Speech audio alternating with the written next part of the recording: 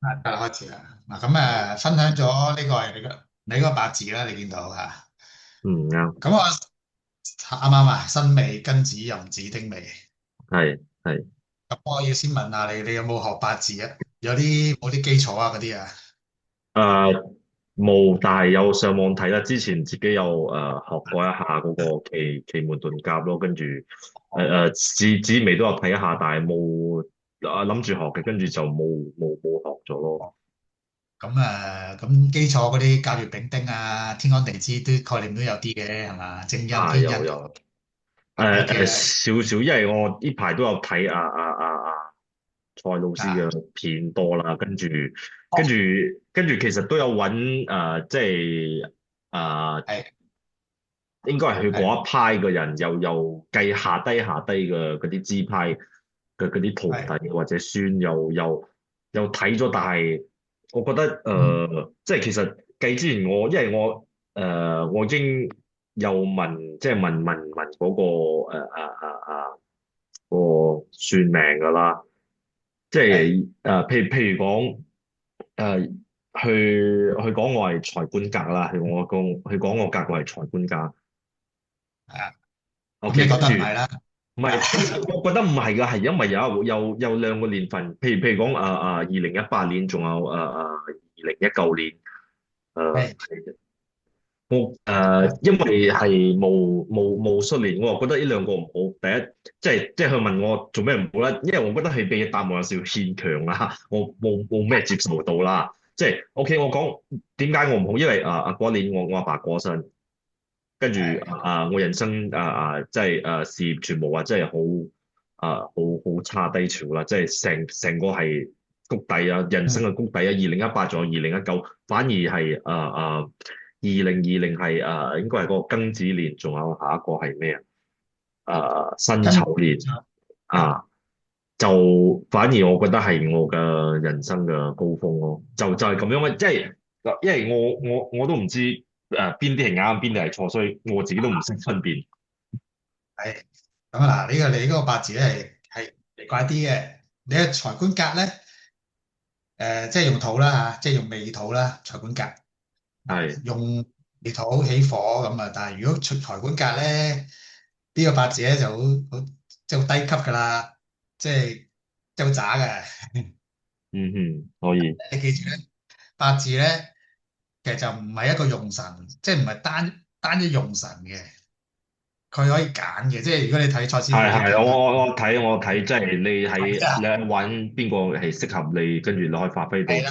最大嗰個。好，因為咧係啦，因為有一啲八字嘅格局咧就唔使揀嘅，因為佢已經係即係固定咗啦。即係例如滴天髓嗰啲講緊係一品、二品、三品嗰啲最高級嗰啲咧，嗰啲係固嗯定咗嘅。但係你記住咧，咁人係有好多種㗎嘛喺個入邊。咁咧，如果有啲咧就可能有幾種格局可以俾佢揀，即係混咗嘅。咁你呢個咧，你呢一個八字呢度咧，你一個丁壬合呢度啊。咁你個丁壬合咧就化咗個木出嚟嘅，咁呢個咧你就會用咗食傷嘅。其實即係愛你哋嘅所謂調後愛用食傷嘅意思啱冇啊？係啦，即係其實你係化咗出嚟用嗰個食傷做一個用神嘅，因為其實壬水嘅最高格局咧就係用食傷嘅。哦，OK，係啦。咁佢又唔算化氣格喎，化氣格因為你嗰個木咧又唔係好旺喎，都化唔到出嚟嘅，因為你冬天啊嘛。好啊，咁你但係問題就你丁壬合，即係呢個我哋指住啊丁壬合呢個上面，你當上面有個木啦嚇，木咁啊寫住個木嘅啫。呢個木咧就係你用神，所以呢個用神咧就收埋咗嘅，咁啊都係食傷。嗰個用食傷咧就好得意嘅，壬水用食傷咧，我哋就叫做通常會係個最適合做咩咧？做啲研究啊，或者靠把口啊，靠諗嘢啊，靠創作啊。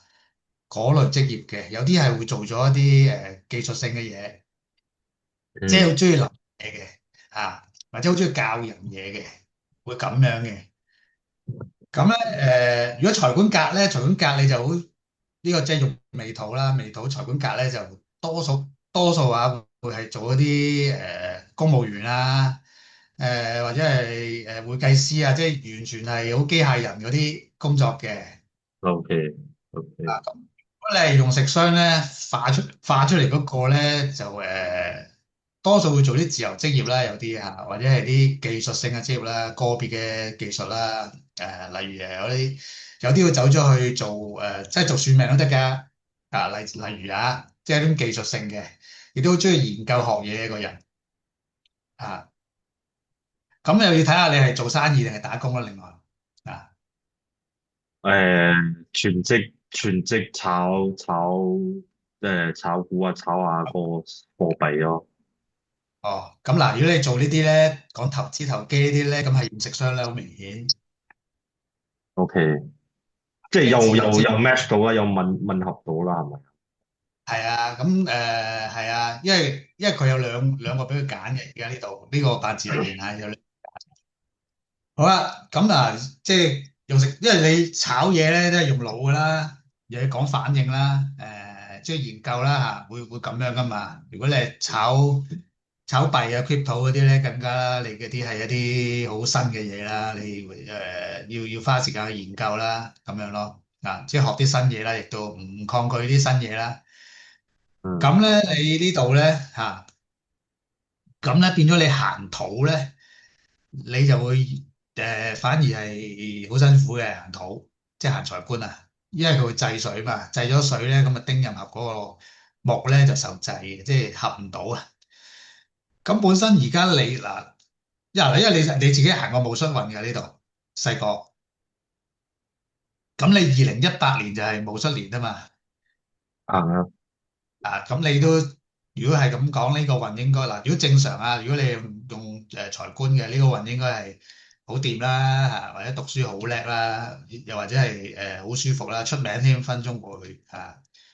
咁呢度要對一對係咪咯？首先因為佢財之若煞呢度係應該衝出去嘅。如果十幾歲呢啲應該好中意運動啊，好中意比賽啊咁嘅。啊，就話 OK 啦，唔會講特別過分咩啦。因為呢個運就十幾歲啦，咁又冇乜特別，因為你去到二十二歲係丁酉啦，呢度丁酉一又再合多次啦，丁壬合啦，呢度開始就係個食傷嗰度又多個食傷喺上邊，多一個食傷咧，即係二十二歲12年到21咁啦，呢度咧佢就會出現咗兩個食傷。咁嗱，兩個食傷佢會有個情況嘅，可以係有兩份工，或者兩個做緊兩樣嘢嘅，因為兩個食商即係兩個投資，我哋等於或者如果你個工作本身可能當時仲係打緊工，或者係應該可能未咁快開始全職做投資呢啲啦，可能你打緊工就同時間又會有多一份就係投資啦，自己投資自己炒嘢啦，咁都得嘅啊，因為你做全職投資之前你都有打工嘅係嘛？嗯，又就係啦，係嗰個大運就開始接觸咯，跟住就瀨嘢就瀨咗嘢之後就自己慢慢去研究。即係又瀨嘢啦，因為你用食商你就好中意炒嘢嗰啲嘅，中意搞投資嘅，即係哪怕即係咪虛擬貨幣都好啦，因為12年開始都未係咁流行嘅，咁可能就只係炒股票嗰啲啦，又或者係其他嘅投機賭博都算係嘅嚇，會咁嘅開係咯係。啊。咁好啦，然後你呢度一轉呢個運咧，嗱呢度就有啲特別，佢呢個丙申運，即係22年開始，咁佢第一年咧就等下先，二入零係啦。22年一入呢個運，本身呢個運咧就冇問題嘅丙申其實，因為你冬天咧子月咧，你見丙咧都係出個太陽出嚟咧係有生機嘛。因為如果嗯哼。你係有個木喺上邊用嗰個木咧，你冬天嘅木都係需要丙火噶嘛。有啲問題嗱，佢咁嘅丙申一合咗落個印星，呢個印星辛金咧亦都係人緣桃花嚟嘅。咁又有機會咧，呢個財咧就合咗落去個人緣桃花，即係呢個運入邊有機會咧就透過啲朋友嘅介紹啊之類啊關係啊咁咧，就係啲錢咧就有啲投資啊或者係一啲一啲投資啦，又或者係一啲炒賣嘅嘢啦，係咪？做生意啦，有啲人啊，咁一化出嚟咧，又化多個水啊，即係比劫啊。咁咧比劫咧就會有機會咧就係一齊去。俾人合作，跟住俾人呃錢咁嘅意思係嘛？係啦，係啦，合作啦。但係點解係最後會呃錢咧？因為再化出嚟咧，佢個水咧，佢就加重會到個比劫啊！係啦，佢搞你呢個丁火個財，你個財嚇，因為佢化出哦，嚟講咗個水嘛，你丙辛化水啊嘛。咁因為你個財咧一粒咧就透出咧，就好容易俾人去搞佢啊。咁你咪去破財。所以呢個運入邊咧，你應該係點咧？你係唔可以去合作去做一啲一齊去投資嘅嘢嗱。你自己一個獨資啊，或者自己去炒咧，匿埋搞咧，又冇乜嘢嘅。如果你聽咗朋友講啊，或者介紹啊，咁咧去做咧，攞錢出嚟咧，話諗住，誒啲人一半啦，咁嗰啲啊，咁你呢個丁火咧個財就俾人夾咗佢啦。咁你一夾咗呢個財咧，你本身原局嗰個丁壬合嗰個食傷咪冇咗咯。我哋就叫做係有口難言咁咯，即係你冇咗個用神咯，突然之間或者個用神嗰個力量低咗咯，因為已經冇嘢諗啦嘛，停咗啦嘛，你個丁又停咗啦嘛，因為諗唔到嘢，諗唔到嘢咁嘅意思就係你嗰啲本身做緊嗰啲炒賣啊、做生意啊，所有嘢都要停咯，咁咪會賴嘢啦。當然加上你第一年一入咧，任人你都見到啦，呢度人生衝啦、犯大歲啦、大運衝啦，呢個壬水又係嚟搞你個丁火啦，又合咗去啦。啊，咁呢啲水都係天干透水，又麻麻地啦，係嘛？又係會嗯搞你係啦。嗱，甲辰咧，甲辰年咧，佢下邊嗱，佢上面係冇嘢嘅，因為食神透出嗱，食神一透出咧就係會諗嘢嘅，即係諗住有啲新嘅計劃或者新嘅投資方向。但係咧，你正常係冇嘢㗎。問題咧，下邊申子辰水局啊，呢個比劫局啊。比如局一又係咁啦，如果又係一班人去做嘢或者合作咧，又係會夾你嘅錢嘅，會啊。月字咁啊，啱啱過咗個月字，月字就月字就麻煩咧，就係字尾咧就講咗個午火，呢個午火咧就暗財嚟嘅，暗財嚟嘅，暗財即係話25年有機會係有一筆暗錢揾到先，但係呢個問題佢係子午衝啊，跟住佢衝咗又冇咗啦。即係月自然嗯有機會係揾到，有機會係揾到啲錢啊，炒嘢嗰時啊，嗰啲叫虛嘅錢嚟嘅，可能帳面有啊，嗱一衝咧又冇咗，加上呢度咧又會衝你嗰個陽刃啦，只係陽刃兼夫妻宮啦，咁另外感情啊或者其他嘢都係有問題啦甚至乎係如果係有女朋友老婆咁都係令你破財嘅，有機會。啊嗯嗯。嗰日嗱丙午啦，有啲唔同啊又誒，嗱呢啲等陣先，師傅，即係如果即係你講辛子辰個水局係對我唔好，因為佢變化成比劫嚟劫我啱喎。比劫局啊，OK，即係佢個水太重啦。係啊，但係如誒果我睇你哋 YouTube 成日講如果即係係個局有甲庚丁，係咪咁樣嘅？咪嘅甲庚丁啊？會係甲又庚丁係 誒 OK 嘅，誒靚嘅，OK。甲庚丁，佢有個局就係呢個庚金劈呢個甲就引丁火嘛，引丁火即係個財旺咗噶嘛，咁呢一年咧，因為個天干係代表表面嘅現象啊嘛，嗯哼。係咪？但係你因為你地支下邊呢度變咗劫財局啊嘛，即係話機會個表面可能幾好呢一年啊，有錢揾到但係佢下邊呢度咧，如果你又係一班人咁樣合作，因為佢都會應一班即係比劫局，即係一班人啦，要睇你有冇一班人去再將嚿錢去變變內再投資啦，或者係再加大咯。如果你有咧，你就可能會輸錢咯呢度嗱，嗯，OK OK。或者如果我逢甲嘅流年係咪會比較好啲嘅？其實係嘅，係好啲嘅，但係你記住咧，因為佢咁啱係甲辰啫。如果夾其他咁啊，例如未來甲午咩？咁啊譬如講我以2042嘅大運係甲午。呢啲冇事啊，夾根丁啊，夾根丁跟住五火又係個財通根啊下邊嗱，雖然佢會衝一樣係子午衝啊，但係呢啲就佢個火比較強大咗啊，呢兩個丁夾係呢根丁夾個呢個應該啊，係月柱嘅天克地沖啱冇啊？月柱一地衝係應母嗰邊麻煩咯，或者兄弟姊妹咯，啊so far 係冇啦。2014嘅話係啊係一個新嘅轉變咯，對我嚟講。因為啊我諗緊，因為一樣都係子午衝，但係呢個係月柱而到咗今年嘅流年係日柱嘅話，係即嗯。係會點樣？因為2014對我嚟講係 OK 嘅，係即係有變化，即係事業上係幾好啊！嗰陣時做嘢嘅業績。係啊，因為你個食神透出呢度就係有夾跟丁，就係你嗰啲嗱食神即係 idea 啦，我哋叫做即係諗法啦。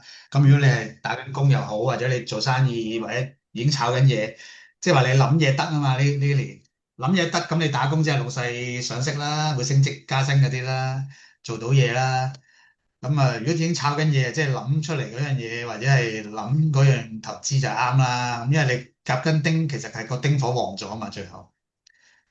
呢度有兩個正財添，兩個丁添，即係可能有兩筆錢可以兩個賺錢途徑添，有機會係代表嗯啊。啊，咁你話我下邊係啊，下邊呢度子午衝咁，佢呢度咧，因為佢個午火呢度咧，佢一埋嚟咧就佢又先同個未都合住先嘅，五未合嘅，五未合，即係佢拉一拉呢個午火，咁呢個再衝咧就勢力咗嘅，子午衝呢度。咁嗱，你話天克地沖月柱就係會係應父母或者兄弟姊妹嘅天克地沖咯，即係有機會呢一年咧就如果係父母或者兄弟姊妹會犯太歲咯，麻煩啲咯。咁但係因為佢哋本人有自己嘅八字嘅，你記住明白啊。咁你可以繼續翻啊26年嗰啊個啊！我哋再睇翻呢度先啦啊。呢度咧一樣嘅啫。嗱，佢上邊咧就兩個丙火呢兩個丙火係點咧？我頭先講嗰個，你呢個丙咧係好嘅，首先，因為你係冬天啊嘛，多咗同埋壬水見丙火，丙火見壬水，我哋叫丙壬相照咧，係一個好嘅畫面嚟嘅，好嘅格局嚟嘅呢度。咁佢呢度咧，等於就26年咧，你會見多一筆錢出嚟，呢個偏財，即係你今年啊嚇，今年咧有機會筆錢出現咗嘅，即係喺個自己嚟講。咁嗱，你係咁啦，呢筆錢咧就會，如果你一合落呢個正印啊，亦都係人緣桃花。咁啊，正印即係自己公司或者屋企啊。如果你賺到一筆錢，你將呢筆錢如果你有公司再投落公司或者變成一個合作咧，一個化水啊嘛，化水即係多個 partner 咧，咁又會夾你嗰個一樣嘅咋，一樣會克你呢個正財嘅最後。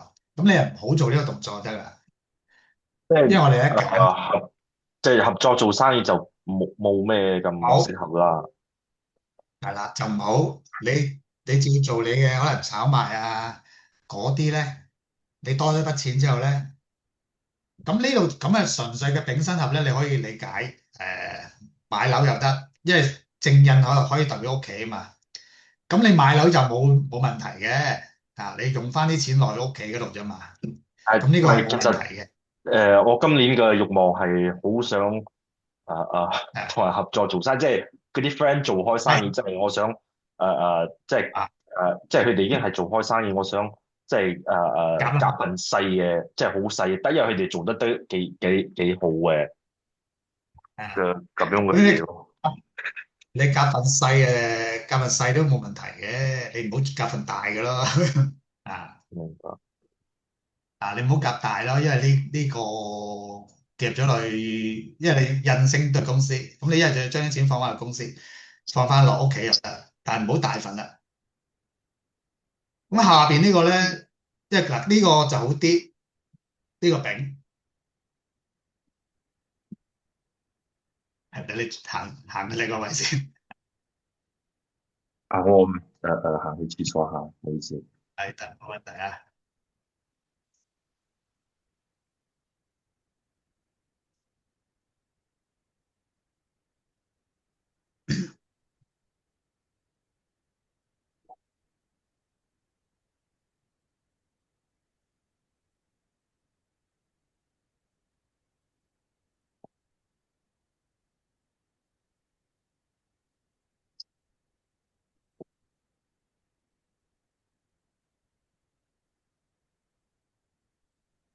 唔好意思。啊，係得，冇問題。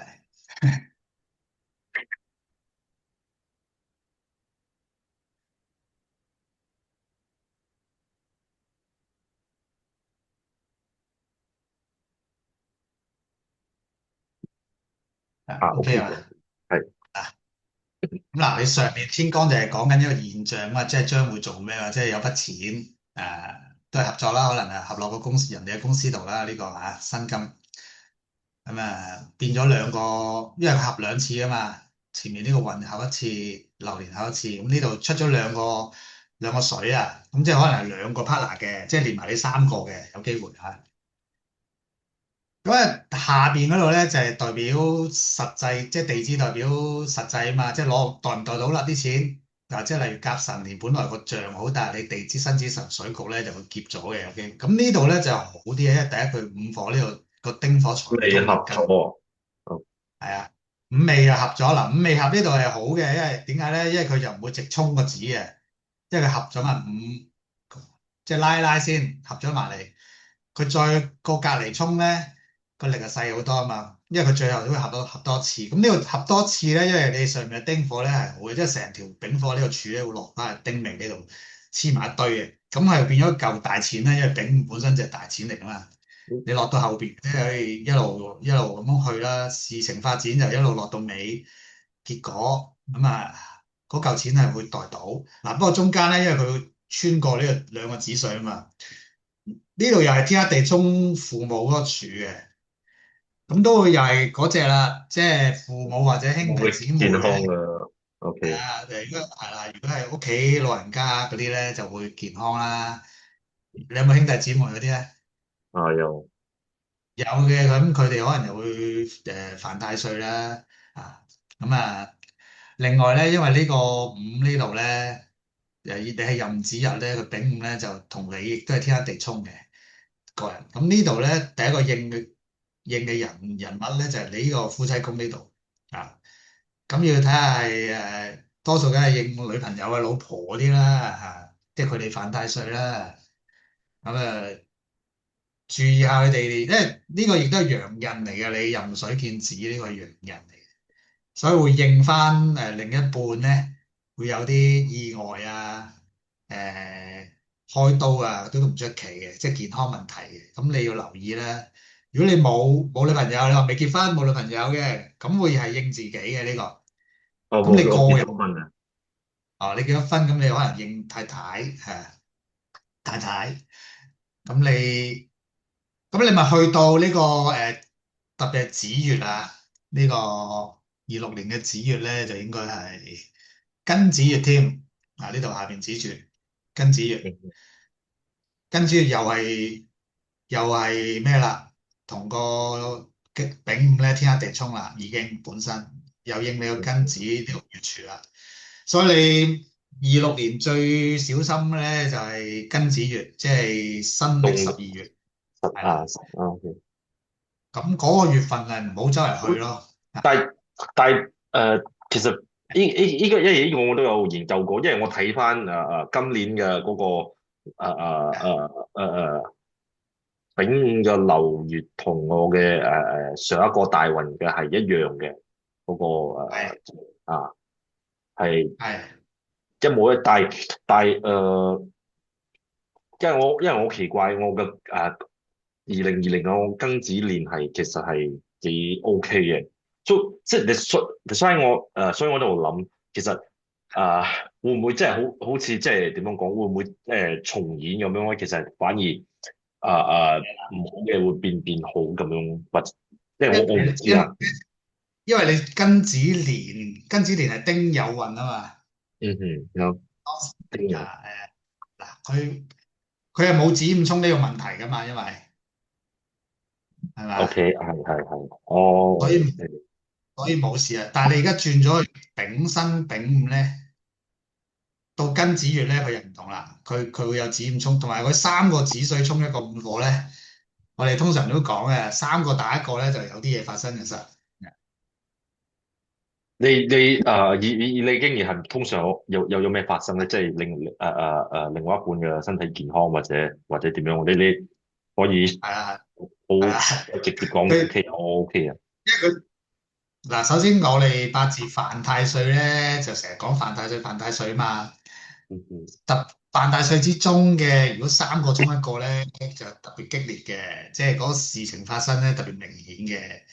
咁你去到庚子月，咪三個子水衝個午火咯。咁嗰度就係啊會衝你嗰個陽刃啦，即係指呢個子水陽刃。咁因為呢個子水有兩個啊，你一個就喺父母宮、兄弟姊妹宮，一個就喺老婆嗰個宮位。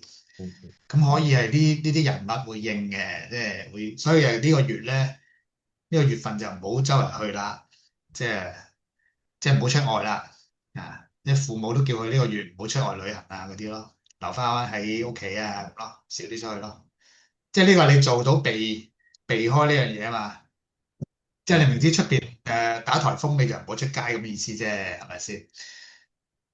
明白，即係係嘛？唔好旅行啊，或者嗰啲咩危險嘅咩啊？係啊，你唔好哦如果你有自己揸車開車咧，都可能盡量少揸車啦。啊，哦，OK，呢度馬拉都係自己揸車比較多。你揸車啦，咁你開慢啲啦，嗰個月。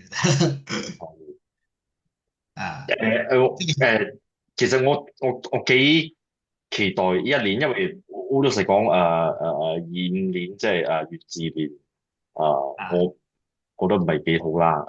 我年中嘅時候，係年中嘅時候差唔多好似有官非，即係有一個樓下一個即係係容許我講粗口嘅一個傻閪嘅阿伯，即係兩個老嘢啦，跟住就無係啦就走上嚟我單位嗰度，嘈，又話我哋製哦造噪音啊，即係半夜嚟嘈，跟住成件事係延續到去就走去報警咯，即係去報係嗰個運貨啊。係科跟住差佬又上咗嚟我哋兩個單位，因哦為我唔係去正上邊嘅，我係去上邊隔離嘅單位嘅，跟住又講我哋哦製造噪音啊、制度啊，跟住嗰啲警察嚟咗3次咯，哦，即係都佢喺度有係即係無中生有啊！即係明係我都唔知佢即係可能係老人家 short 咗或者咩啊，或者我都唔知係衝到佢哋係咩啊，有咁樣喎，所以其實之後年尾嘅時候就成個財運都係咩㗎啦，即係已經係十分之差，可以講係有少少似2019年咁樣嘅狀態啦。因為其實而家都仲係月字年噶嘛。係。地立頭先都提過，因為呢個字尾係拱咗個午火嘛，午火嗯暗拱啊。呢個午火會衝你呢個子水嘛，就係嗯子午衝啊。咁啊呢度衝兩次添，所以因為呢度係年柱一個字尾啦，時柱一個字尾啊，會衝兩次咯，所以即係會啲衰嘢應兩次咁啊，報警報兩次咁，搞你兩係去次。去去去報3次，跟住我哋又報翻警，跟住即係誒誒到搞到我隔離嗰個鄰居係即係馬誒來人，佢搞到佢哋都搬走埋，跟住就佢哋搬走咗就冇嘈咗咯。哦，咁呢度沖兩次，可能一個就係你啦，你屋企啦，隔離呢個就真係鄰居啦。呢個指呢個黐住一齊，兩個咁樣沖咗，即係你哋係兩邊嘅目標人物啦。咁啊，搞到鄰居搬走埋，咁啊件事先至叫做即係停咗啊。好似我呢啲地支，好似複印，即係我哋叫複印 photo set 嘅咁樣未知之未係咪？即係代表好嘢就會打孖嚟，跟住衰嘢都係會一樣打孖嚟咁樣意思咧？係啊，因為你啱啱兩個指水啊嘛，如果好嗰陣係即係好似中兩次頭獎咁嘅嚇，你衰嗰陣咧，黑嗰陣咧又係會嚟兩次嘅，即係搞完第一次又搞第二次，因為就兩個一齊中，即係好似你啱啱呢個25年咁啦，即係你同你隔離嗰單位都一齊中黐住啊！嗯，OK。即係八字係一個象啊嘛，你睇到又幾得意喎啊！咁呢個丙午咧，本身丙午年咧就你冬天即係都中意嘅，你但係嗱，因為你始終係天克地沖呢度咧，你嗰個未來嗰個一年嗰個財運咧係會大上大落嘅，所以即係個經歷啊，將會。咁你話，所以咧你賺到錢咧，26年賺到錢咧，你要保留翻一啲子彈啊，要啊又我已經有晒全盤計劃咗，因為點樣講咧？啊，誒、誒、係又其實應該23、2425就爭啲，23、24年其實又揾到係個問題係誒、一定係俾人劫走，即係劫走可能係放翻個錢翻個即係投資翻個市場，跟住又蝕晒咯咁樣咯。係咁啊，呢個甲辰呢度係辛子辰咯，又係一鬥咁樣啊，又冇咗啦後邊。好啊，咁我講翻丙午先啊，丙午咧你啲咧又係咁啦，因為你其實就唔怕火多嘅，咁你譬如去到4月啦，嗱癸巳啊、甲午啊、月尾啊呢啲 OK 啦，癸巳、甲午、月尾，丙申呢啲都 OK 嘅，丙申應該嗱但好七月好似7月咁樣，如果係叫復任係嘛？復任嘅話係係呢啲唔怕呢個啊。哦，呢個丙申同你個大運，因為伏吟啊呢啲或者反吟呢啲名咧，要睇下係咪用神先嘅。如果佢你丙方冇問題嘅咧，你見多次係好雙倍力量添，雙倍好添啊，哦，明白。唔使咁驚嘅。嗱，不過你去到戊戌月呢度咧，個煞透出咧，你又要小心啲，即係戊戌呢個月即係新歷嘅十月。係啦係啦，新歷10月啦，呢個戊戌月，到時可能要轉翻保守少少啦，啲投資啊。咁啊，己亥呢啲都冇乜嘢嘅，不嬲都係咁噶啦。己亥就水都係多噶。嗱，咁咧頭先講咗庚子呢度就會本身同個丙午年咧天克地沖就係會麻煩啲嘅，咁你又要保守啲。翻辛丑呢啲冇嘢啊，辛丑啊，呢個係丙午年嘅一個狀態啦吓。因為你跟住明白。丁未咧都 OK 嘅，丁未呢度又係透翻個財咧，你又係丁壬合，呢個仲係太歲嚟合你添，即係太歲係最大力嘅，其實佢嚟揾你，即係有啲錢自己嚟揾你嘅呢個27年啊，但係應該應係嗰啲係犯太歲啊。哦佢同你個出生年，我哋就叫做犯太歲啦，都係咁講嘅啫。問題係如果你個未土本身都係有啲用嘅咧，即係喺你個八字都有用啦。一個未土藏幾丁月噶嘛，即係有火有財噶嘛，有食傷噶嘛，傷官噶嘛。所以呢個咁樣多個未咧又冇事嘅，其實冇問題嘅呢個係丁未都 OK 嘅，所以都係繼續揾錢嘅。如果係咁如果丁未年合作時嚟講，O 唔 OK 咧？即係丁未嗰年咧你就放心啦，因為佢丁壬合啊嘛，呢個太歲嚟合你，同埋財來合你啊嘛，佢會。可能會係有啲人咧，或者老闆咧，我哋叫自動走埋嚟揾你合作嘅呢個，佢帶住啲錢過嚟添，即係唔使你出錢嘅可能啊。呢個丁壬合啊，OK，到時你睇下個狀況係咪咁樣咯可以明白。啊。冇申嗱，你冇申呢度就下邊呢度咧就驛馬嚟嘅，新呢度。咁你會驛馬大煞嘅，驛馬大煞呢度咧，你會跑出去有啲新嘅計劃嘅，因為煞係代表創作創業啊，其實即係壓力啦，亦都係。咁要睇下你會唔會咁做咯，啊，有之跑出前個紫微嘅都係有，佢都係講係呢一年都係咩啊啦，啊，會好想創業之會類嘅。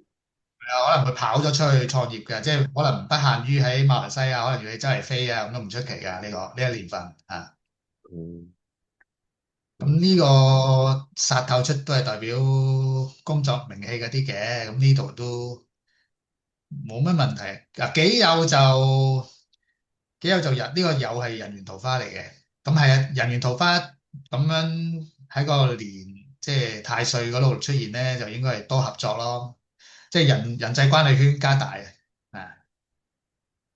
OK，庚戌呢個咧，你就要睇睇係嗱，庚戌呢度係因為申戌就捧咗個酉嘅酉金啊，酉金係啲暗桃花嚟嘅，你要留意會唔會係佢有兩種形態嘅暗桃花，一係就係秘密嘅戀情啦嚇，第一，第二咧就係一啲熟人介紹啦，特別關係啦，即係嗰啲即係好似我哋叫做白手套嗰啲唔出奇啊。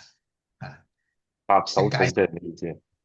白手套，即係有啲人會介紹你做一啲嘢，但係可能係一啲撈偏咁啦，好似嚇，即係幫人投資，但係啲錢可能唔係咁乾淨嗰啲啊，啊哦，OK，啊，有機會係咁嘅，因為佢呢個暗桃花係一啲咁嘅嘢嚟嘅。即係一係暗，即係暗嘅嘢係可能係桃花或者指嗰啲啊唔見得光嗰係啲幫人資金啊。去啲資金或者係幫人去投資一啲嘢，係又唔可以擺上台面嘅，一係就純粹暗桃花，邊樣？啊，辛亥就嗱，辛亥呢啲，因為佢丙辛合咗你嗰個財啊，呢度呢一年，咁呢度係的劫財啦，有機會啊，咁嗯，就唔好另外再加大嗰啲同人 partner 嗰啲啦，因為冇嘢 OK，嘅。嗱，因為呢個丙申運咧，佢咁大嚿錢透出嚟咧，其實呢個運嘅係有機會揾到錢啊！呢個丙申啊，so far 未見到咩大錢啦。如果你即係如果我 compare 即係我同二一年比較嘅話，係啊未翻去嗰個位咯。所以其實未即係我都好奇，因為我睇你嗰啲即係蔡師妹係 YouTube 啊，成日講係即係丙申係計咩最高格局啊，應該係啊啊誒應該係好丙寅啲。所以我係啊丙寅歲就啊，我奇怪做咩我個丙申嘅大運就咁嘅樣啊？因為你啱啱25年先第一年係入有火通根啊嘛，不過你呢度就係最衰就自未拱咗個五啊，衝翻你自己呢個都係劫財嚟嘅，啲錢又衝走咗啊！咁你去流年呢咁強嘅丙午啊、丁未啊呢啲就 OK 翻嘅會啊，不過啲錢會上落好大啊！呢啲即係好快嘅會，你投資嗰時你要即係上得好快嗰陣，你又唔好太心紅咯，始終啊，可能要適當時候要套現翻咯，或者食糊咯，我哋叫嚇咁咯嗯，明白。啊。再下一個運月味呢啲咧，即係雙官仔咧，細嘅雙官啦，呢啲嚇唔係甲木啦嚇，即係月木始終係細木嚟噶嘛，咁嗯都係會應翻你嗰啲思想啊，繼續可能炒賣啊咁樣，咁要因為睇年份啦。咁呢誒啲即啊係都係計仔會多係啊嘅嗰個係啦係大運。啊係啦，都係一個運，就係要成日用腦啊，成日要諗下可能做生意啊、投資嗰啲嘢嘅。咁入邊呢啲咧，你去到一入運呢啲壬子癸丑咧，咁多水咧就麻麻地住嘅。咁但係你跟住嗱有甲寅啊、月卯、丙辰、丁巳呢啲木火一齊旺呢啲咧，嗯有連續幾年就得嘅啊，連續幾年啊呢度咁好似開始甲人呢啲咁木氣咁強嘅話，啊係即係啊有應該都係會好啲咁樣嘅。好有甲跟丁咧同埋。一夾就係幾好嘅，一夾跟丁啊嘛，你個嗯財即刻又旺，跟住你諗嗰啲嘢又叫做諗得啱，咁啊投資啊呢啲咪即係買中咗咯，或者個方向啱咗咯，但係我等我44歲。係啊，四十四都後生咧，因為你可能有時揾幾年錢都夠退休噶啦，真係啊照計嚟講，其實即係我講嗰一年係喺馬拉嚟講係夠退休，但係你都係你陸續做都係蝕翻啊，跟住所以就咩咯，即係即日變係翻零咯。明啊，即係你如果當時上一個甲午啊嗰啲彈起咗，跟住早幾年如果又揾到錢可以守一守咁啊，即係叫做可以好舒服啲啦嚇，去係等啦。嗱，甲人呢啲你到時又要掌握下啦嚇。咁你跟住去到跟新有呢啲咁重金啊呢啲咧，就要收斂啲噶啦，講投資嚇。嗯因為咧你要等，但係最靚係呢個其實甲午運。呢個係行10年夾跟丁喎，你諗下即啊係插下，即係你哋有睇我睇另外一個師傅又係蔡師傅徒弟嘅嗰個，即係你哋有冇睇嗰個八字係我關口喺邊度啊？係啊，我關口即係健康嘅關口啊，因為關口啊。關口我要睇星盤嘅一陣，睇哦，出即係咁，因為係啊，即係因為之前有個朋啊友幫我計啊，我講哦，你應該係你係死得做到啊嘛呢個即係你嗱就係呢個你夾你55你就話係咁先，你行車先噶啦。哦，咁啊我又唔覺得係咯，甲午首先就係單純八字睇都唔係話死得，因為佢係咪以為你覺得你子午衝10年唔衝羊刃咁好空年咁啊？佢解釋下當時我唔知佢有冇解釋啊，即係佢就係咁講咯。我咁，所以我就早幾年就幾擔心啊，開始自己做下 gym 啊，咁樣就要注意下健係康咯。咁注意健康係幾時都要嘅。咁啊係。咁呢個嗱，其實講成就啊，講揾錢啊，呢個運係最靚啦。當然甲午，你行一年流年都自己感受到啦。當時啊，丁酉嗰個運係。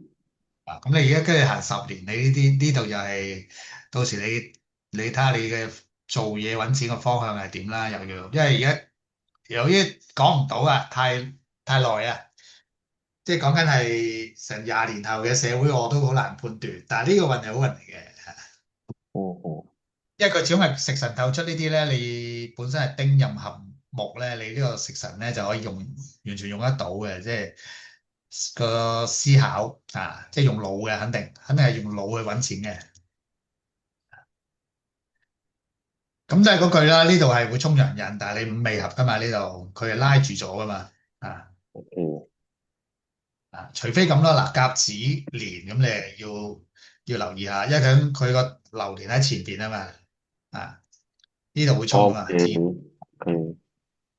係啊，甲子年，咁其他呢啲都有啲丙人啲靚啦，甲見人啊，丙，哇呢啲丁都靚啊，甲跟丁啊，呢啲有火啊，呢啲有甲跟丁啊，呢啲咁啊當然啦，呢度有子午衝呢啲注意身體啦，個人嚟講就都因為60啦呢度，基本上你行嗯。埋呢個運咧，你係咪都諗住退休噶啦？貴字呢啲係嘛？貴字呢啲就唔好咁樣炒嘢噶啦，因為佢呢個劫財透出啊嘛，明顯佢會搞你個丁火啊嘛啲嗯。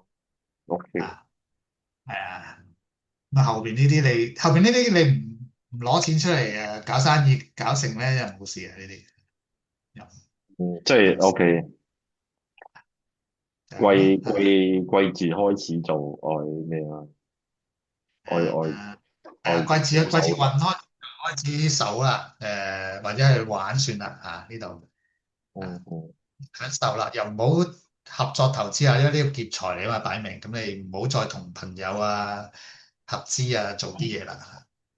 一齊去玩嗯。就得，一齊去使錢就得，應翻個賬。可以。啊，咁我可以睇下星盤啦嚇，星盤都有啲嘢睇嘅。首先師傅，如果我哋單單講日柱嚟講嘅話，我有三個仔女啦，係，即係如果單單講日柱嚟計嘅話，你覺得個準確度會準唔準咧？即係譬如講我覺得邊個同我夾唔夾，或者邊個係 OK 啲啊？即係你講我三個仔女，邊個會同你夾啲咁係咪啊？啱。呢個咧就要一陣我睇星盤咧就可以答你嘅，因為八字又好粗嘅啫，其實即係即係講仔女就一冇咁仔細啦。即係其實係啊，我之前有一段時間我好迷啊個28星宿。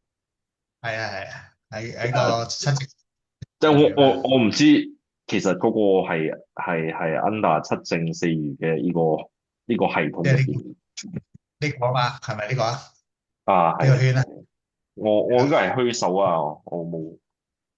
碧水呢個中間呢度，我唔識睇呢個，真係唔識睇。我慢慢解釋俾你聽。嗱，呢個命宮我指住見唔見到啊？mouse 睇唔到。哦，OK 啊。誒，哦，戌宮呢度，睇到。嗱，呢個戌宮就你啦。你嚟嘅，率呢格好似披薩咁樣嘅三角形就係你嘅。咁我哋睇下綠色啲神煞先啦，因為神煞咧就係其實喺風水啊，或者占卜啊，或者七正嗰度用嘅。咁咧八字就好少用嘅，反而八字係講五行嗰啲生克制化嘅。好啊，呢啲綠色啊點樣形容你呢個人咧？首先，一見就見到有文昌先啦，好嘢啊呢個文昌主聰明啦，學嘢快啦嚇。不過有陰人啊，陰人咧就主一啲突發性嘅，好容易啊，晴天都係嘅，有啲突發性。貫索勾陳呢啲咧就係啲是非嚟嘅，貫索勾陳。啊，黃幡係好嘢，黃幡就係、其實就係、皇帝嗰把遮啊，即係皇帝出行嗰時有把遮嘅，咁即係我哋叫有暗貴人照住咁樣嘅啊，黃幡啊嘅。咁呢度咧，你見到立命六道碧水啊嘛？呢個係你嘅命道啊嘛，水。我哋揾翻粒水星先嘅，水星係嚟咗呢度，我指住呢度，遷移宮呢度，見唔見到啊？下邊左下方呢個圓形，見唔見到啊？呢誒度，OK。見唔見到啊？即係你係水命就入咗嚟呢格遷移宮呢度，咁有即係呢咩好咧？呢個大運嘅啊，入咗唔係遷移宮啊。唔係，即係你個命原局個盤你係屬水，而家個水哦，OK。就喺呢。咁要解釋俾你聽個水有咩好處先。而家個水咧就黐住隔離有個日啦，寫住即係太陽嗱，水星前邊呢度啊，見唔見啊？有個日指住呢度。嗯哼。咁咧七正四餘咧，咁多粒星咧最重要就係太陽，即係日呢粒星。日即係代表皇帝啊、貴人啊咁啦，啊咁嘅身份啦。你而家屬水啊，黐住個日咧，即係話你係近貴人嘅，我哋叫做命近貴人嘅，即係呢啲人咧就首先就係容易會黐到一啲喺社會上面有成就啊地位嘅人啦，或者我哋叫多貴人幫啦，所以嘅咁啦。咁呢個喺誒，社會上好緊要啊。呢個7正4餘，佢係加埋而家嘅盤㗎，係咪啊？流年盤啊嘛，你講係咪啊？啱。係啊，而家呢個圖就有埋流年度內圈呢度呢啲嗱，內圈呢啲星咧就今年哦，移動嘅。所以而家你講緊係本命啦，啱冇？月我一過。時講係啦，因為內圈嗰啲係不停變噶嘛，你原局係外圈呢邊咧就出世就係呢啲啦，所以而家講緊定咗，OK OK，明白。定咗啦，因為我係啦，有冇係啦，太有少少。我講慢啲嗱，你個水咧黐住個太陽呢度嗱，咁呢度你見到係發生喺遷移宮啊，指住呢度呢一格披薩啊，係當然咧可以咁樣睇嘅，你一出外多啊，或者係你嗰啲嗰個人係外地嚟啊，或者啲外國嘅東西啊，嗰啲嘢咧。特別有利嘅啊，嗯，本地或者本土嘅就爭啲啦，就可能爭啲啦，冇咩即係助力啦。助力係細啲，即係例如啊，你如果係做生意成咧，你嗰啲客戶係對象係外國人或者係遠啲嘅地方嘅客戶啊，賣嘢俾人咁啊，例如啊，或者服務嘅對象係啲外國人咧，咁嗰個助力大啦，即係七正就係呢個咁樣嘅好處嘅，咁樣睇細得細啲嘅。嗱，向上呢度咧，我哋逆時針睇啊，財帛宮啊，見唔見到啊？寫指住啱。呢度財帛，財帛即係錢啦。啊，嗱，錢呢個宮位咧，啲神勢有斗爵啊、六分啊，呢啲係好嘢，即係代表一啲權力名氣嘅啊。地支披頭呢啲係突發性啦。咁嗱，但係你因為個財帛宮就冇嗰啲破財嘅星，好嚴重，咁係屬於金啊。嗱，呢個指住，因為佢財帛屬金，金本身咧金星就去咗宅厄宮啊。呢度我指住宅厄宮 OK。咧就等於宅厄宮係等於七殺咁嘅八字，我哋啊。咁即係又係要揾啲錢咧，好似揾偏財咁啦。啊，渣即係佢好危險啊嘛，渣即係代表會面對死亡啊，即係好似七殺咁啊。咁所以咧，呢啲通常入咗呢啲財星入去呢啲宮位咧，就通常我哋就會有啲係做 I band 嘅，有啲人做啲融資嘅嘢財務金融嗰啲嘢或者同生死有關嘅錢生死有關。即係生死有關好多噶嘛，做殯儀都係噶嘛或者做啲好危險嘅工作特技人咁啊，例如哦，我而家比較有興趣嘅應該係啊旅遊行業咯，即係有個 friend 係做嗰啲高端嘅嗰啲係係高端嘅嗰個旅遊行業咯。我嗰個係哦哦比較有興趣，因為都有好似認到嘛，即係佢又係愛走哦動嘅行業，跟住係啊係啊佢哋嘅 係 target 嘅客戶都係計係比較高端噶啦。因為你原局本身你個太陽係喺遷移宮啊嘛，如果你話你個朋友有係做啲高端旅遊嘅呢啲咧項目咁都係應喺遷移宮呢個位置啊嘛，要走動啊嘛。嗯。咁隔離呢度係兄弟宮啦，兄弟姊妹啦咁入邊有天后就唔好啦，天后係破財嘅星嚟嘅，即係話啲兄弟姊妹又唔係好識理財啦，可以咁睇啦，或者咪亦都容易佢哋唔掂啊，問你攞錢啦，有機會通常都係咁。有嗯嗯。子氣入咗嚟啦，氣呢個係一個宗教星啦亦都係緣分薄嘅意思嘅，因為好似可有可無咁嘅子氣嘅，咁可以應兄弟姊係可以應兄弟姊妹本身係有啲人有宗教信仰啦。或者係個人比較淡薄啲啦咁咯。嗯。呢個氣子氣我哋叫做氣東來宗教哦。星嚟嘅啊。田宅啦，田宅係代表家庭屋企啦嗱，咁呢度有劍鋒伏屍一有呢啲名咧就梗係鬥爭性好強，加上有個羅字喺度，羅即係火爐，羅係代表急躁嘅。即係家庭咧，即係個成長環境咧，可能好嘈以前就鬧交啦，有機會或者係好急啦，大家啲家庭成員有啲嘢嗯。咁呢個男女宮嘅子女啦，呢度仔女啦。嗱，佢首先咧原本呢個宮位咧有玉貴，即係貴人嚟嘅，即係你啲仔女咧都多貴人嘅。天廚啦，天廚好中意食嘢嘅即係啲細路仔好似食啊神咁樣嘅意思啦，係嘛？即係有口福咯，有口福哦咯，，OK。解即係憂病食嘢啦。苦在月年啊。呢啲就唔係幾好啦，病符月年呢啲咧就係容易，同埋有個符字呢啲咧都係多是非嘅月年就哦。係會大啲嘅啦，因為咧呢個男女宮係太陽嚟嘅，寫住個日，見唔見到嗱，個日本身咧就落咗你嘅遷移宮，咁呢個首先佢要認一樣嘢咧，就係子女第日咧將來咧都係中意周圍去嘅。即係有機會，即係可能佢哋會移民啊，或者喺外國度做嘢啊，或者喺或者成日出差咯，成日出差咯，要第一唔近身咯，我哋叫做。因為個日本身咧就有水啦、日啦同火黐住啊嘛呢度。咁如果你話你有三個小朋友咧，咁呢個水日火咧就係三個性格嚟噶啦，可以代表。嗱，日呢個性格咧，日本身呢個性格咧就好中意出，即係好要面子嘅，好中意威嘅啊，即係 OK，中意做大佬嘅，即係好似表演啊、講嘢啊，即係嗰種性格嚟嘅，即係出風頭啦，我哋叫出風頭。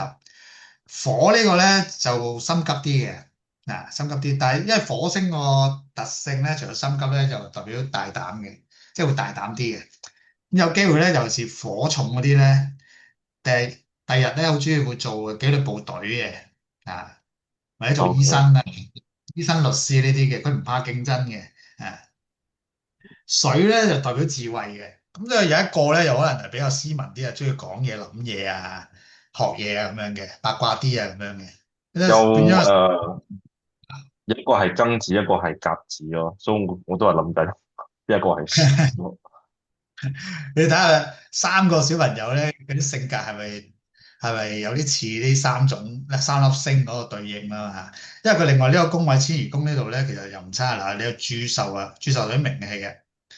紫微啊，天厄亡神呢啲梗係麻麻地啦，但係佢有另外有卦氣咧，卦氣即係天祿卦氣代表福祿嘅，天貴啦嗱，天貴即係貴人多嘅，咁即係神煞都幾好嘅其實，因為變咗你自己嘅水入埋嚟啦，咁所以咧呢度就你個遷移宮呢度幾強嘅其實，所以你同埋你啲子女咧，包括你啲仔女，第日如果多走動，其實係越走得多就越應呢啲神煞咯，好嘅嘢咯。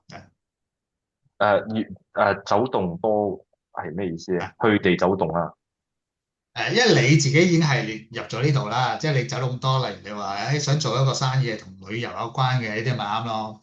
要周圍去啊，同外地接觸啊，咁佢哋啲子女本身咧，第日大個啲啦，咁佢哋又會去出外啊，喺外地工作啊，或者去啲外資公司度做啊，都得㗎，嗯，誒都有利有利啲嘅。有呢個暑日火唔係火日水係咪可以即係代表三個咯，三個會唔會都真係誒即係講我係得三個啫嘛？係咁你就可以咁三個啦，講嘅冇？可以咁可以咁講冇啊？即係你可以咁係啊，樣評你應該係得三個啫，就唔會多咗嘅。咁你可以生都得嘅，再生都得嘅。OK，但係佢再生咧就再數個咯，即係火日水咁嘅，又重複翻火日水是第一個咯，佢咁樣輪嚟輪去嘅哦，啫。咁總即係之咧你三生幾多個都係主要都係呢三種嘅個性或者性格啦。個性三種個性啊，即係明白。總會因為佢三個入邊咧，其中一個係太陽咧，太陽嘅性格係特別突出嘅應該即係特別中意出風發頭嘅佢大佬啊，OK，又啊，係應該有一個啦，我覺得。你覺得但係就有其中一個比較細啦，佢哋我唔可以咁係啦？早下判斷先。有一個就會大膽啲嘅，或者係中意運動啊，中意競爭嘅。咁有一個斯文啲啊，中意學嘢啊咁樣嘅，中意講嘢學嘢啊，好多問題啊咁咯。三個有啲唔同嘅性格，所以再隔離呢度係龍僕宮啦，呢度龍僕宮係代表工作環境啦。交有功啦，OK，羅卜呢度啲同事啊、同輩啊，咁佢呢度神煞就好嘅就係國印啦，即係同你一齊做嘢嗰啲人咧，國印即係代表國家嘅印，即係代表有權力嘅有啲專業嘅權力嘅，可能吸印啊、簽名啊咁啦，現代就即係佢有啲咁，但係咧其他佢有孤虛呢啲咧就性格比較孤僻啲嘅，即係中意自己做嘅匿埋。驛馬周圍去啦，佢會天狗就唔係好關事啊，天狗係代表生唔到仔嘅啫，就唔關你事啊。地耗就係容易破財啦，又係大洗啦，即係啲同事同事大洗啫，孤虛係形容同事或者即係合作伙伴係係合作伙伴，因嘅意為呢個係思啊。龍勞個工即係代表工作嘅地方，工作即係同事咯，咁嗯咯。，OK，明白。咁佢呢度就有個木星入咗嚟咯，木星係代表遷移同埋相貌咯，即係遷移入咗嚟都代表佢哋中意周圍去咯，有驛馬本身，即係啲同事啊，或者你以前啲同事啊，同你做嘢嗰啲人啊，係要周圍去嘅。咁啊嗱，呢度啊夫妻宮啦，太太啦。咁啊睇下先，游逆呢個咧神煞咧就中意周圍去啦，即係遊浮啊。飛印旁符咧就係即係又係會急躁啲嘅，呢啲性格。卷舌咧就好口才嘅，我哋叫做好中意講嘢嘅，卷舌呢個唔準喎，呢個，我啊。呢個冇中。呢個佢唔中意講嘢啊，冇咁係好文靜誒咯，文靜，比較文冇咁文靜靜嘅。啊。搞殺咧，搞殺就因為佢有卷舌咧，就通常會應搞殺，即係是非多。不過有天德呢度，嗱天德咧就係貴人多嘅。有天得咁啊嗱，貴人佢可能攞寡宿呢個，寡宿咧即係有名咧叫寡宿啊，自己一個人嘅中意甚至自己一個人有啲私人空間嘅，我哋叫即係唔中意你騷擾佢嘅，有時係要咁可能佢嗯懶安都係代表周圍去嘅，中意騎住隻馬咁咯越乎都係啲突發性嘅嘢啦因為嗱佢屬金嘅，金咪入咗去宅宮呢度啦咁呢度要睇啦，可能要留意太太身體嘅，其實因為宅宮都係代表病嗯嘅因為當然啦，你而家後生因為你本身個宅宮呢度咧，啲神煞咧就有大煞啊、飛廉啊、天龍血印啊啲，全部唔好嘅。咁不過好在有粒解神喺度，呢度就解翻嗰啲咁嘅凶險神煞。即係會唔會講，即係如果話逢親如果有咩病嘅話，都係可以即係醫得好咁樣嘅意思。係啦，即係本身血印尤其是喺宅宮出現血印，即係代表開刀啦，血印啊嘛。咁有解神即係話可以保逢凶化吉或者係冇事嘅醫得好嘅，但係都要開個刀啦，都係嗰個意思啦。嗯咁呢個因為佢唯一呢個宮位就係粒金星入咗嚟嘅太太嗰粒宮位咯，因為呢度亦都可以認係太太開刀嘅咁遷移啦，遷移呢度就係頭先提過啦，即係適唔適合出外啦，因為你係啲星入晒嚟咧，同埋有咁多靚嘅神煞、天貴啊、卦氣啊、紫微啊、祝壽啊呢啲，所以係應該要周圍走嘅就好啦。你指幾時係原局定係？原局係咁咧，就應該盡量爭取多啲做向呢個方向做嘢咯。其實哦，OK OK。係不過嗱，跟住官祿呢個代表名氣啊，或者係上司嗰啲啦咁呢度咧就豹尾的煞三刑欄杆都唔係好好嘅嘢，即係啲唔好嘢嚟嘅。大號啦，大號又係破財啦，容易即係喺工作上邊啲老闆啊。咁另外有個唔好咧，佢係屬土呢度官祿，佢係入咗隔離福德宮，呢個冇問題嘅官祿入福德都係好嘅。咁但係你入邊都有月月亮啦、計啦、撥啦。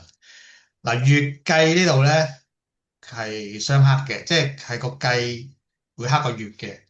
月係咩嚟嘅？月其實係代表阿媽或者太太嘅，即係女人啦嗯即係佢會應咩咧？可以應媽媽，即係嗱月計呢個咁嘅克咧，會應我哋叫做多愁善感，或者係一種比較悲觀嘅思維嘅啊。佢會應可能媽媽就係啲比較悲觀啲啦，情緒壓抑啲啦，又會應太太都唔出奇啦。咁計月咁樣克咧，如果係女性咧，媽媽咁又會容易應嗰啲婦科病嘅咁樣嘅，太太都會應嘅咁呢個月計月咧就走咗落去官祿宮，即係老細嗰位啦，上司啦。咁又可以反映出嚟咧，你可能見打工嗰啲老細咧都係比較傾向啲危機感重嘅人啦，係咪悲觀啲啦會有啲咩情況啊？如果係女上司咧，就會再慘啲啦，佢哋受壓力大啲啦。啊，一定係指上司噶啦，即係嗰啲 partner 嗰啲就唔計咗啦。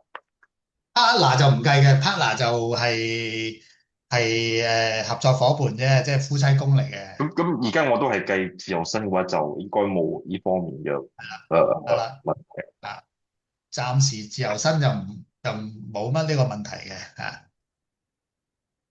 啊，隔明白。離福德宮咧就係緊要啦，福德一個人有冇福氣啊？咩叫有福氣咧？即係有冇人幫你，其實啊，即係無條件啦，當然講緊啊。咁呢個第二強嘅啊，因為佢土星入翻好嘅宮位係強嘅嚇。因為咸池啊，咸池係人緣好啦，六害就係六親疏離啲啫，有呢啲唔關你事嘅。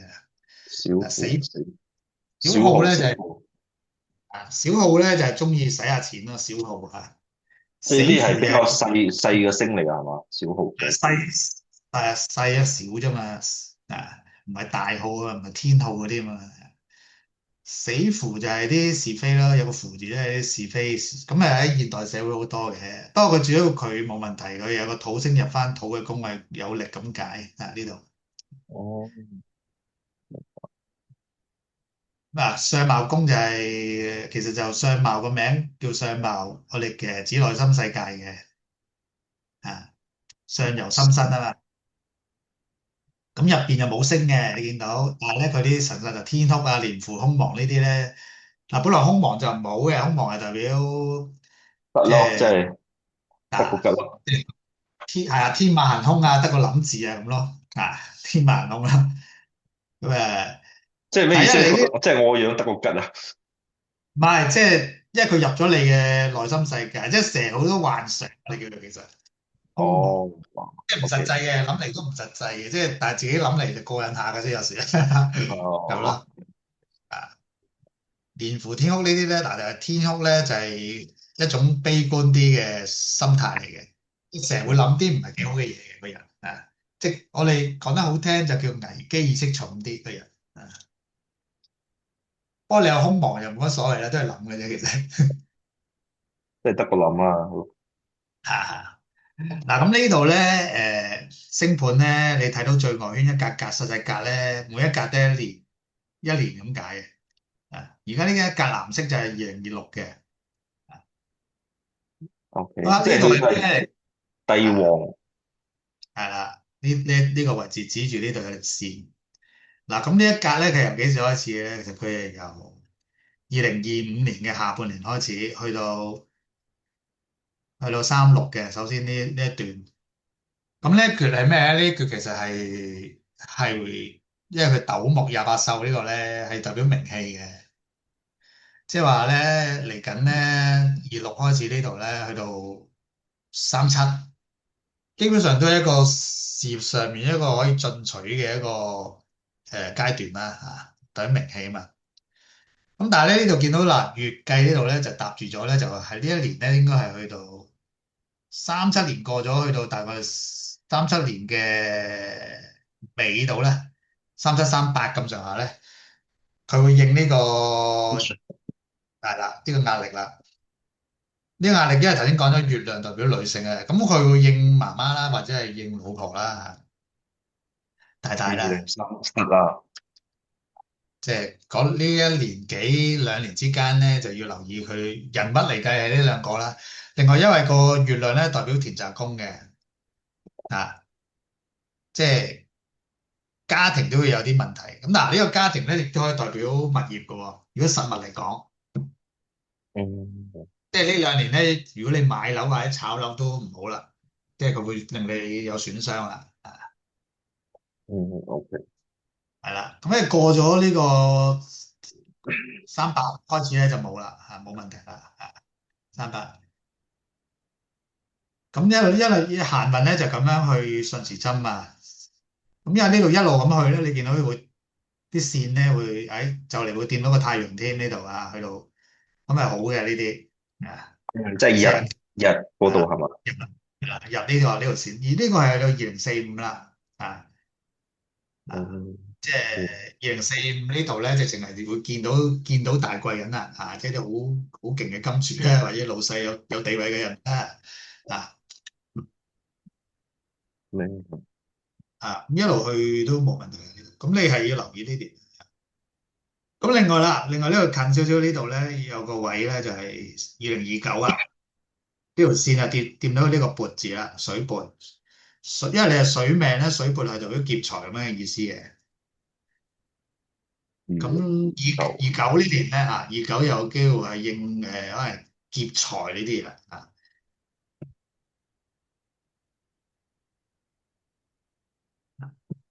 我明白。係啦。咁所以即係除咗係3738，可能小心啲媽媽或者太太健康嘅，同埋呢個29係破財即係唔好咁多合作啦，或者啲錢要睇緊啲啦，咁其他都冇問題啦，呢度一路順住佢你講頭先係幾時開始啊？2025嘅其實就係25年嘅下半年開始入咗呢個運咧，就係一個名氣或者事業可以向上發展嘅環境。嗯，OK。咁佢會去到啱啱就係大概3637呢段咯，47歲，嗯即係呢啲係一啲有得向上嘅，突然之間一個大啲嘅機會發展事業、名氣事業咁啦。咁再後啲到時先睇啦。嗯，係咯，都睇唔到咁多。啊，係咯。大約係咁啦，咁因為你之前你話揾個都係蔡師傅個學生，即係應該李應聰啦，就唔係嗰個話應該未揾到揾都係佢嘅有跟佢學過嘅人學生。哦，佢又唔係李應聰，唔係有跟佢學過噶啦。咩名啊？邊個啊？可唔可以講下誒誒姓咩嘅？唔知佢個Facebook 嘅 page 係叫咩毛子定係毛屋啊？毛子即係女巫嘅巫，跟住唔知係屋定係子啊？唔知係毛子定係毛屋啊？男定女啊？應該係女噶啦，睇，因為佢冇放相，冇即係哦，佢冇，冇相嘅。應該係女嚟噶啦，我哦，毛子叫毛子唔知冇屋定係冇子啊？係咧，我又冇聽過喎，係咪冇影㗎？應該唔係啦，唔係啦。又唔係啊？蔡師傅有咁嘅學生咩？我都唔知喎，真係。咁又應該唔係蔡師傅，係應該係嗰個李師傅嘅咩嘅？哦，即係阿李應聰嘅學生係，唔係蔡師傅嗰邊。哦，即係李應聰即係就再隔咗係係一個啦。係係，都應該哦係係咯。哦，咁唔好理佢啦。咁可能佢話你因為夾，嗯，係啦，你哋呢行嘅是非都好多，所以我就費事啦，即係我了解下啫，純粹即係去俾個答案就咩咯，因為我講我嗰年真係好差喎，跟住佢又講每個人嘅八字都唔同啊。咁如果每個人八字都唔同嘅話，我都唔使揾你啦，係咪啊？即係如果你個答案係佢兇嘅話。哦，係咯，即係咁我哋即係你都有睇蔡師傅啲片啦，有時啲嘢一個八字咁可以有幾個用神，即係你揀嘅意思，即係你梗係揀個最好㗎啦，個格局咁嘛，啱自己用啦，係嘛？你而家呢個就係用嗰個暗嗰個食傷嘛，丁壬合出嚟嗰個嘛。咁樣個格局係咪計最好嘅咧？如果以我即係嘅入水咧，就係啊！因為如果你財官你都睇到啦，用個未土即係都係好弱雞嗰只啦，啲力量係嘛？加上入水就唔壬水根本上要無土先可以制嘅啲水，即係未土都係己土啫嘛，己土點制嘅啫？所謂嘅裁官都係好冇力嗰只啦，係嘛？咁你壬水最高格局係用木嘅，其實係又話即係甲木或者乙木啦。係啊，用木啦，總之係咪？咁你呢個合出嚟嗰個，所以你呢個係暗嘅木咧，佢就通常係因為佢暗嘅木咧，你有啲人咧好多時會做一啲即係位置咧，會係一啲顧問啊或者出橋啊嗰啲啦，即係幕後嘅少少啊，嗯。佢又唔會直接喺前線參與嘅啊，同埋用得食傷呢啲咧，佢又因為聰明咧，佢又唔會好勤力嘅一定。話有比較 hea 啦，但係今年就我勤力啊翻咯，因為咁你係啊，呢個係又睇下有冇機會創業或者係有啲嘢，咁你梗係要開頭，梗係要着緊啲啦。但係基本上個人嗰個性格咧，都係想 hea 啲啊，或者點樣舒服啲，即係唔會去到100分，搶到100分嘅。用食傷嗰啲係咁。誒咁譬如講，如果合作生意嚟講，譬如講我睇到嘅就頭先我講，即係我比較有興趣嘅啦。如果我問到錢，我可能會考慮投資嘅就係啊啊啊高端嘅旅遊行業咯。跟住另外一個係嗰啲啊譬如講香港，因為台灣嘅應該比較多啊。台灣比較我哋比較似即係台灣嘅七仔啊，或者佢哋嘅全家佢哋嘅 Family Mart 啊。有嗰啲熟食部啊，跟住有個 friend 就係專門做呢啲或者Starbucks 啊嗰啲嗰啲哦機器維修嘅，但係即係佢哋做到都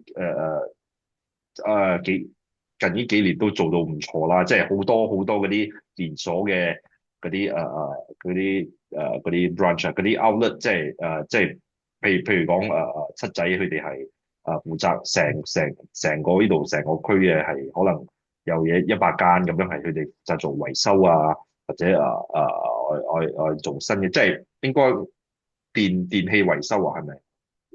係。咁因為嗱，你本身個太陽呢度咧，太陽呢度係貴人啊嘛，呢度，因為個係日本身係男女宮啦，第一就係頭先講咗男女宮呢度，咁我哋有天廚噶嘛都，宣傳係天廚都同食有關嘅，佢落嚟你呢個遷移宮呢度太陽啊嘛，咁你話七仔專係維修嗰啲電器就係同啲其實爐具有關啦，即係嗰個小食檔爐具啦，咁又係要遷移啊嘛，你係逐間逐間鋪周圍去維修啊嘛，又走嚟走去噶嘛，其實係啊，同埋都即本係都 OK 身呢啲咁噶啦。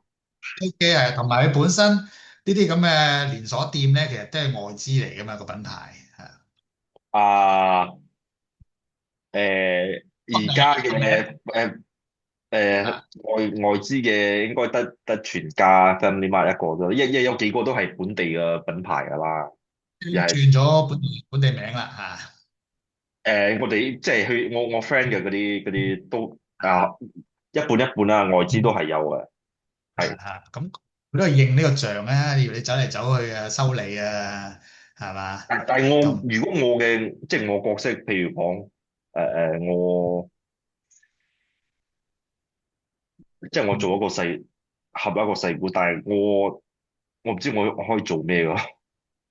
即係你講旅遊，我起碼仲可以去出國或者點樣，但係另一個就啊，哦，冇嘢做咯。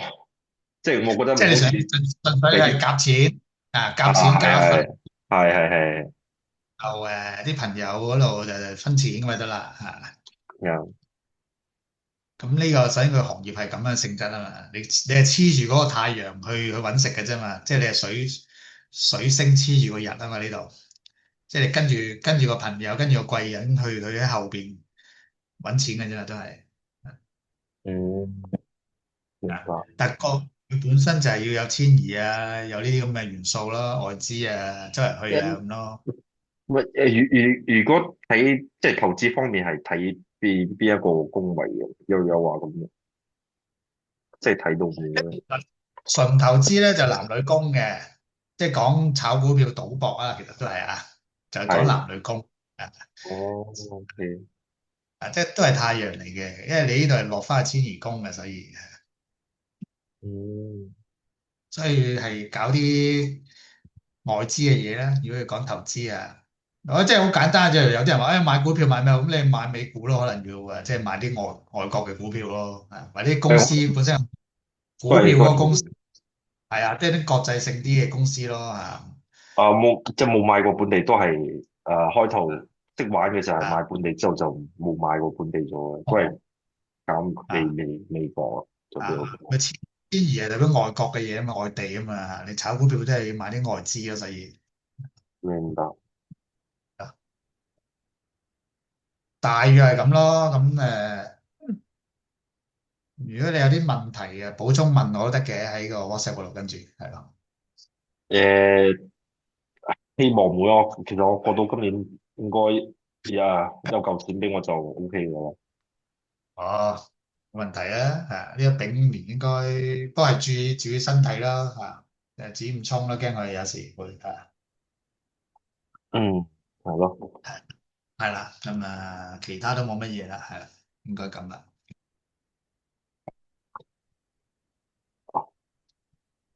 好，可以。即係你講呢個七正四餘反映子女嘅，會睇仔細個八字啊？唔一定啦，你八字淨係睇個時柱嘅啫嘛，時係，啊時柱係子女啊嘛，咁丁未咁丁未你講唔到咁多嘢啊，係咪？係啊。嗯丁未最多咪話你丁任合同啲子女好好感情啊，成日會子女又會成日黐住你啊咁咯，係講到個現象係呢啲啫，嗯，即係咁咯，啊明白，應該就可以咯，就咁咯，師傅。好啦，有問題可以 WhatsApp 問我啦，就係咁先。係，可以 OK，可以。OK，得，OK，拜拜，唔該，好祝你順利啊，拜拜，大家晚安。拜拜。